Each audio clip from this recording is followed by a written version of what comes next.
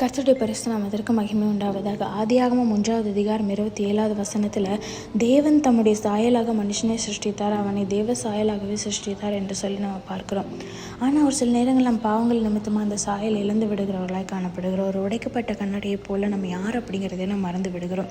அப்படிப்பட்ட சூழ்நிலை வரும்போது நம்ம நினைக்கிறோம், ஓகே, என்னுடைய வெற்றியினாலவோ இல்லை நம்முடைய இந்த உலகத்தில் நம்மளுக்கு இருக்கிற உறவுகள்னாலே அதை மீண்டும் ஒட்ட வைக்க நினைக்கிறோம். என்னதான் நம்ம ஒட்ட வைக்க முயற்சி பண்ணாலும் நம்ம ஆத்மாவே நம்மளால் ஒட்ட வைக்க முடியாது.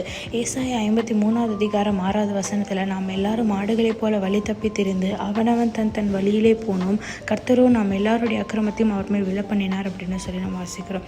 ஸோ தேவன் உடைக்கப்பட்டு நம்ம அவர் தூக்கி எறியாமல் நம்ம ஆத்மாவே அவர் மீண்டும் கட்டுகிற ஒரு தேவனாய் காணப்படுகிறார். ஒருவேளை இந்த உலகத்தில் மனுஷங்க நம்ம தூக்கி எறியலாம், ஆனால் ஆண்டவராகிய தேவன் நம்ம தூக்கி எறிய மாட்டார். ஸோ உடைக்கப்பட்ட கண்ணாடியை போல் உங்கள் வாழ்க்கை காணப்படலாம். ஆண்டவர்கிட்ட நீங்கள் உங்கள் முழுமையை ஒப்பு கொடுக்கும்போது அவர் மீண்டும் உங்களை கட்ட, அவர் புதுப்பிக்க அவர் போதுமான தேவனாய் காணப்படுகிறார். கர்த்தர் தாமே உங்களை ஆசீர்வதிப்பாராக. ஆமென்.